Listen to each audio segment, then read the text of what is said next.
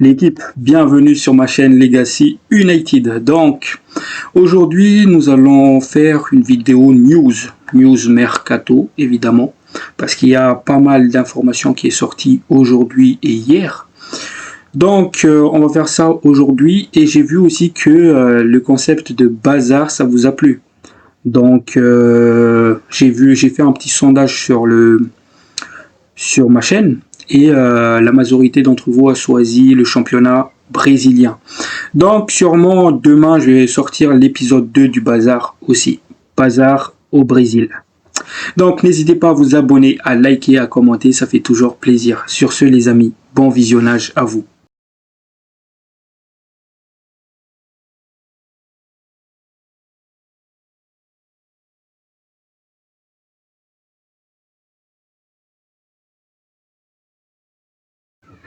La famille, bonjour à vous, j'espère que tout va bien pour vous. Pour ce qui est de ma part, je vais bien.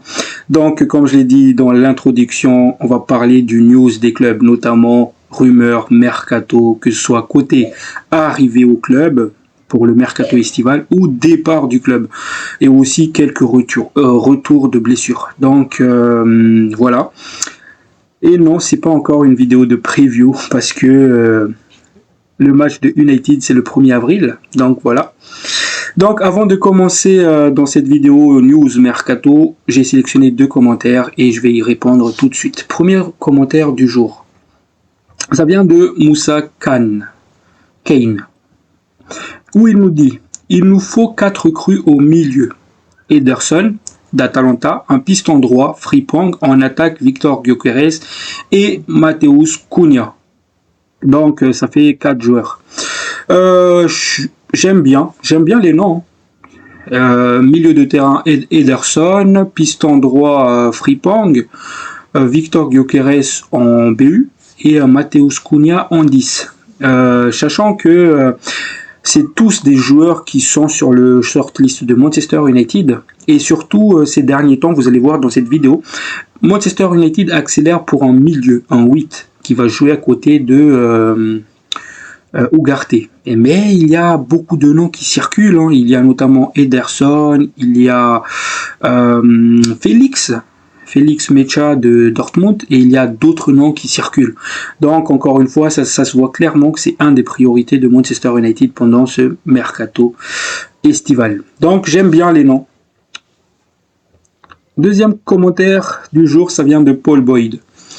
Pour moi, je pense que Manchester United doit suivre le championnat argentin, car là-bas, il y a beaucoup de jeunes qui peuvent exploser et souvent les Argentins, ils jouent avec le cœur, pas pour l'argent. Personnellement, moi, je préfère les jeunes Argentins que les jeunes Brésiliens. Donc, je suis tout à fait d'accord. C'est pour cela d'ailleurs que j'ai décidé de commencer la concept de bazar en Argentine, parce que on a vu, hein, il y a beaucoup de joueurs qui ont la grinta, qui ont cette faim, qui ont cette côté agressif. Je pense là à Lautaro Martinez, Dybala, De Paul. Donc, il y a des joueurs intéressants. Il y a Paredes aussi, qui ont cette grinta, cette agressivité. Et côté Manchester United, il y a Lisandro Martinez. Donc voilà, c'est clairement un championnat qui joue avec beaucoup d'envie.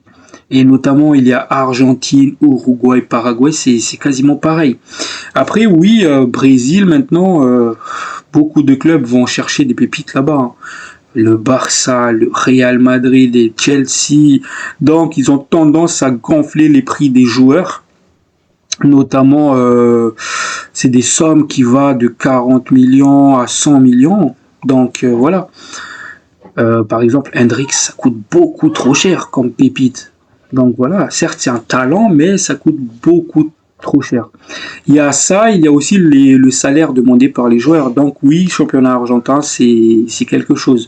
Et surtout qu'il y a des pépites là-bas. Et je suis content de voir Manchester United essayer de piocher justement dans ce championnat. Notamment avec Juan Jiménez en défense. Donc j'espère vraiment que ça va se faire. Donc voilà, j'ai fait le tour des 2 commentaires du jour. Donc... comme je l'ai dit tout à l'heure, nous allons faire une vidéo basée que sur le mercato, sur les pistes qui intéresse Manchester United. Donc, on va direct attaquer cette vidéo. Hein. Donc, on va direct attaquer sur une sortie médiatique d'un légende de Manchester United qui s'appelle Ryan Giggs, où il nous dit la façon dont il reste positif et a interpellé quelques personnes quand c'était nécessaire. Il a le charisme, cette personnalité, mais il a aussi ce côté acier. Donc là, vous l'aurez compris, il fait référence au coach de Manchester United, Ruben Amorim. Et c'est très très fort de sa part de souligner cela parce que c'est exactement ce qu'il a fait, Ruben Amorim. Il y avait des moments où il a pris des décisions pour recadrer des joueurs. Je pense là, par exemple, le cas de Rashford et de Garnacho, les maîtres de l'écart, mettre ces joueurs-là à l'écart du groupe. Et on a vu que, par exemple, Garnacho, il est revenu beaucoup plus fort, beaucoup plus intelligent. Donc, c'est ce qu'il fallait faire. Il a ce charisme, il a cette manière de parler. Et d'ailleurs, il le souligne à plusieurs reprises. Hein. C'est parce que il était joueur, donc il sait comment se comporter avec les joueurs, quel genre de discours il doit faire avec ses joueurs. Mais surtout aussi, je dois souligner le fait que il fait pas trop de favoritisme, c'est-à-dire que il donne leur sens aux joueurs. Par exemple, je pense là à Even, et s'il prouve sur le terrain, s'il est meilleur, il va être titulaire. C'est-à-dire que une place, ça se gagne en jouant bien. Donc ça, il faut le souligner, c'est un côté que j'adore beaucoup parce que justement avec Erik ten Hag, par exemple, Amad Diallo, il rentre, il fait un match XXL, mais il est jamais titulaire parce qu'il a déjà son 11 en tête. Et là, c'est quelque chose que Ruben Amorim a changé. T'es bon, tu joues.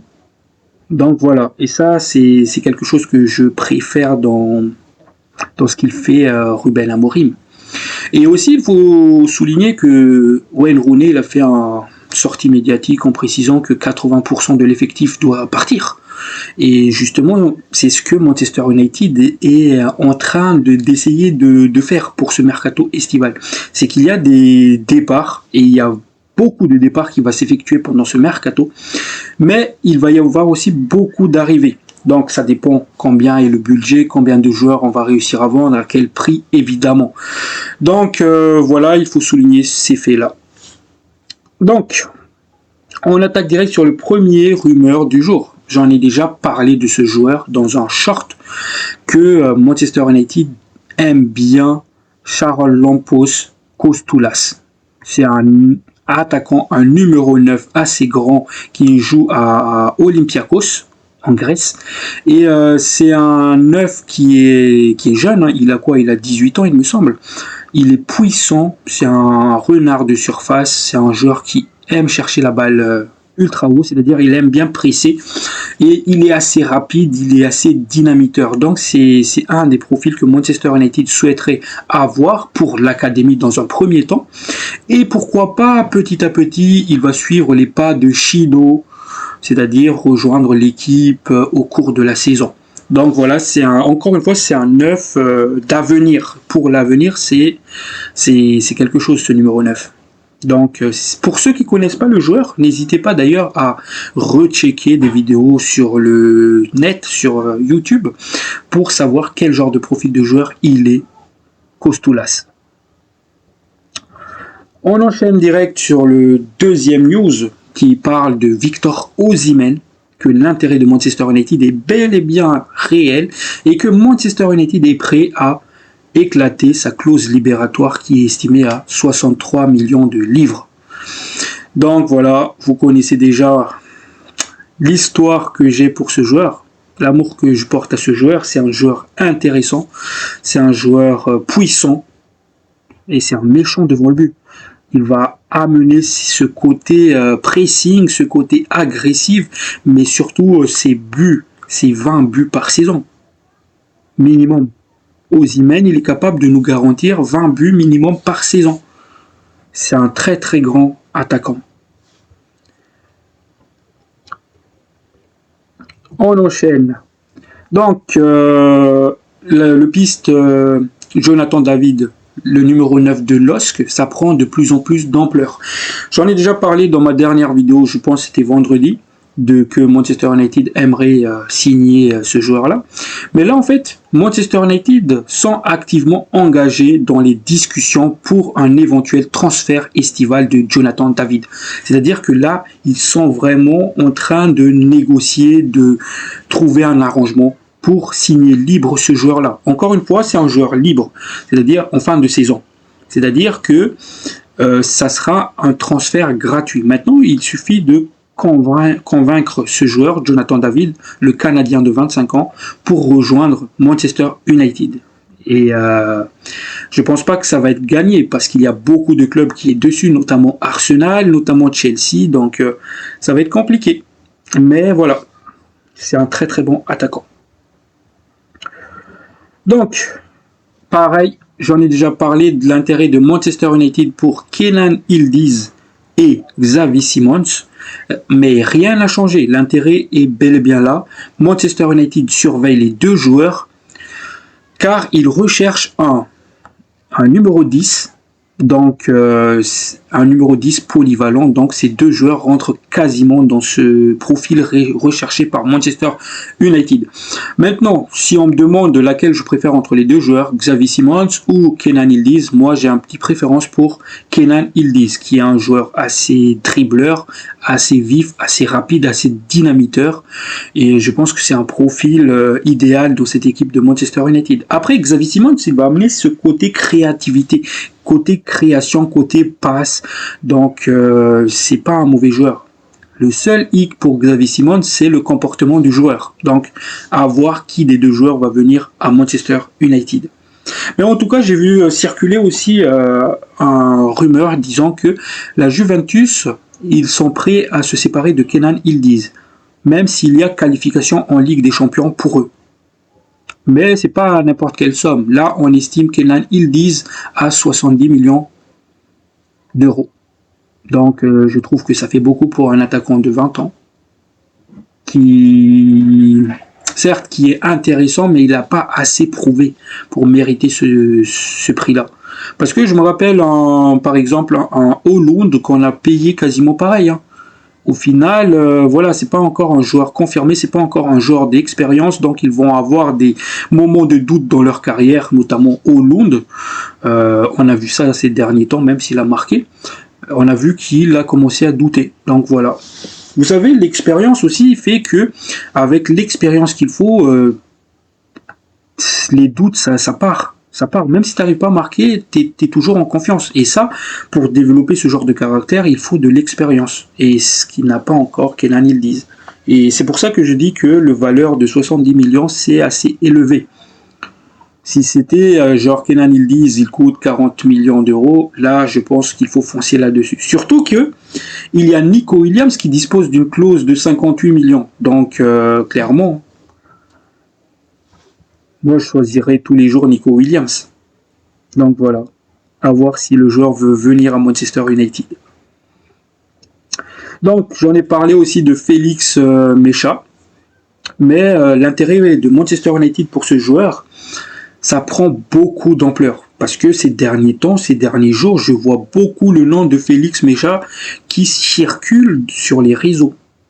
Et donc, pourquoi? Parce que déjà, c'est un joueur que Jason Wilcox connaît bien. Parce qu'il était passé à City. Donc, il le connaît bien. Et aussi, j'ai regardé les performances du joueur. C'est un joueur, c'est un talent. Même s'il a 24 ans, c'est un talent. Il fait ses passes qui cassent les lignes. Il est technique, il est précis. Et c'est un mec qui va amener beaucoup de créativité dans le milieu du terrain. Et notamment aussi dans ces profils de milieu de terrain qui circulent dans les rumeurs. Il y a ce joueur, Félix Mécha. Il y a aussi Reinders de AC Milan. Joueur très très intéressant. Mais ils font partie du même catégorie, c'est-à-dire c'est des joueurs qui sont très très bons, mais on n'entend pas parler. Ils sont sous-cotés ces joueurs-là. Donc voilà. Maintenant, je commence à être convaincu, en fait, si on signe Mécha, je commence à être convaincu que c'est un bon joueur.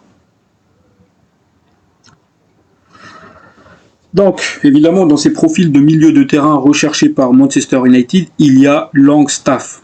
C'est Longstaff, le joueur de Newcastle, le milieu de terrain. Donc Manchester United souhaite recruter ce joueur-là, ce milieu de terrain. Donc je suis pas fan. Je suis pas fan de ce joueur-là.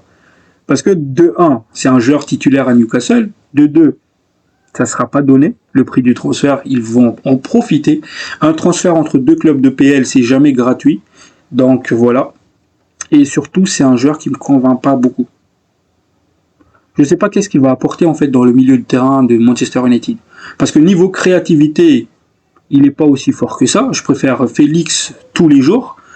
Mais certes, il a ses côtés agressivité, ce côté récupération de balles, mais on a Ugarte pour faire cela. Donc, je suis désolé, Sian Longstaff, je suis pas fan. On a Ugarte, à côté d'Ugarte, il faut un joueur technique qui est capable de pallier aux défauts de Ugarte. On parle là de Ederson de Atalanta ou bien de Félix Mecha, mais pas Sian Longstaff. Mais voilà, il fait partie du shortlist de Manchester United. Donc, là, on nous apprend aussi que Aston Villa a la possibilité de rendre permanent le prêt de Marcus Rashford cet été pour 40 millions de livres sterling.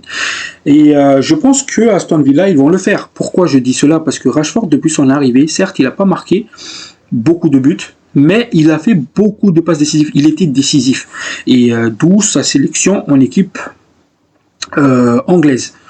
Donc voilà, j'espère vraiment que Aston Villa va éclater l'option d'achat et j'espère que ce sera un futur joueur permanent de Aston Villa parce que du coup ça fait 40 millions de livres qui rentrent dans les poches de Manchester United et avec 40 millions de livres on pourrait recruter par exemple Félix Mecha ou bien d'autres joueurs. Ça va amener beaucoup de budget. Évidemment.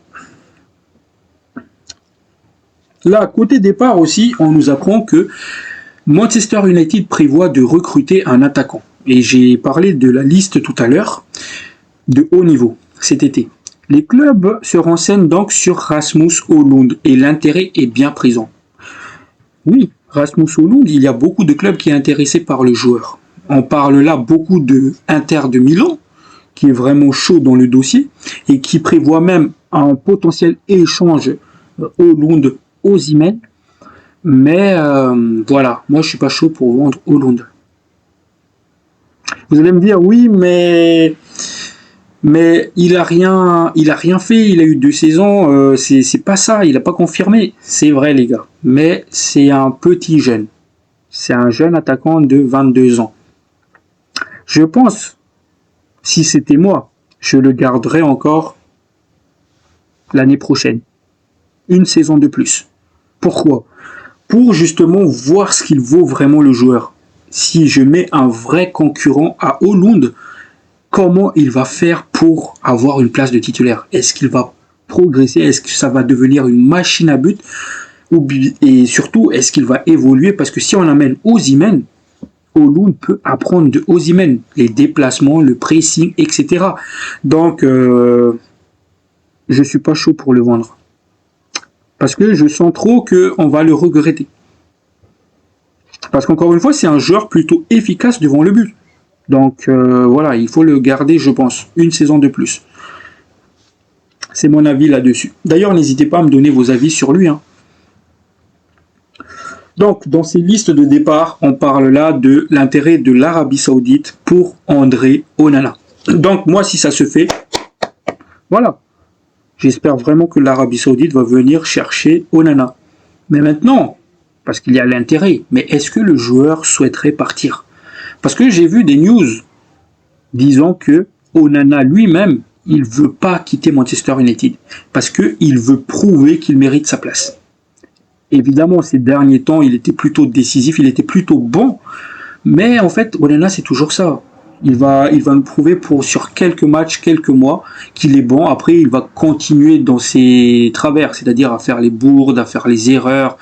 Donc voilà, l'histoire, elle se répète. Et ça fait 2 ans qu'elle se répète. Donc, est-ce qu'il est pas temps de se séparer de lui et de recruter un vrai gardien de but? Ça reste un choix, mais en tout cas, il y a l'Arabie Saoudite. Donc là, on nous apprend aussi une bonne nouvelle, c'est que Bayendir a repris l'entraînement sur gazon hier. Donc, il a notamment dit: j'ai fait beaucoup de travail de force et de conditionnement ces dernières semaines. Et mon niveau de forme physique a considérablement augmenté. Donc le joueur est en forme, il est prêt, et c'est une bonne nouvelle pour cette retour de trêve. Parce qu'il n'y a pas que ça, il y a aussi Luke Shaw qui a repris l'entraînement cette semaine. Donc c'est une bonne nouvelle. Il y a le potentiel retour de Maïnou, de Haven, de Yoro, de Bayandir, de Luke Shaw. Donc et monte. Donc c'est une bonne nouvelle pour terminer cette saison. On a besoin de tous nos joueurs, qu'on aime ou qu'on n'aime pas. On a besoin de tous nos joueurs pour essayer de remporter cette Ligue Europa et de grappiller quelques points pour entrer dans le top 10 en PL. Donc voilà. Parce que voilà, j'en ai marre à chaque fois que d'autres fans parlent: oui, mais ton club il est 15e de PL. Voilà, je veux être dans le top 10. Donc on a des retours ultra ô combien importants pour terminer cette saison. Il reste 2 mois. J'espère qu'ils vont pas rechuter. J'espère qu'ils vont être là, présents et se battre avec nous jusqu'au bout. Et on a besoin de ces joueurs-là pour remporter l'Europa League. Donc voilà, j'ai fait le tour de tout ce qui est news mercato. Maintenant, on va parler un peu du programme de la chaîne. Donc aujourd'hui, je sors cette vidéo mercato. Donc demain, lundi, je vais sortir une vidéo bazar, comme je l'ai dit en introduction. Et j'ai fait un sondage justement sur la chaîne où j'ai mis comme choix l'Uruguay, la France et le Brésil. Donc la plupart d'entre vous a choisi à 76% le Brésil. Donc la vidéo de demain, bazar au Brésil.